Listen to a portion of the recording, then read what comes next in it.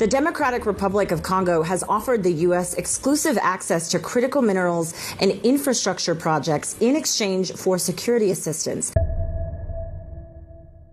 Un tournant historique en Afrique centrale. La RDC a proposé aux États-Unis un accès exclusif à ces minerais stratégiques en échange d'un soutien militaire. Une décision qui menace directement le Rwanda et son pillage des ressources congolaises. Mais pourquoi cet accord est-il une véritable bombe géopolitique ?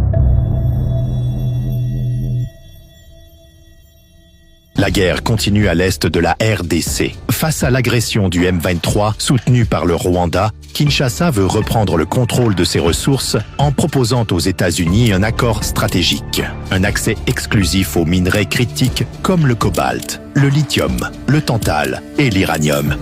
Le cobalt, c'est l'élément de sécurité. Vous en mettez un tout petit peu dans votre batterie pour vous assurer qu'elle ne va pas prendre feu, que ces cellules resteront stables, même dans des conditions extrêmes. L'essentiel du cobalt est extrait en République démocratique du Congo. En fait, il n'existe pas vraiment d'autre endroit au monde où le cobalt possède les mêmes qualités, la même minéralogie. Il n'y a pas d'autre pays au monde qui puisse se prévaloir de la même qualité et des mêmes réserves de minerais. C'est quasiment l'Arabie saoudite du cobalt. Le contrôle opérationnel du port en eau profonde de Banana, un point névralgique pour les exportations minières. Un partenariat stratégique pour garantir un stock sécurisé de minerais destinés aux industries technologiques et militaires américaines. En échange, la RDC attend des États-Unis un soutien militaire pour sécuriser son territoire face aux attaques du M23 et pour contrer l'influence du Rwanda.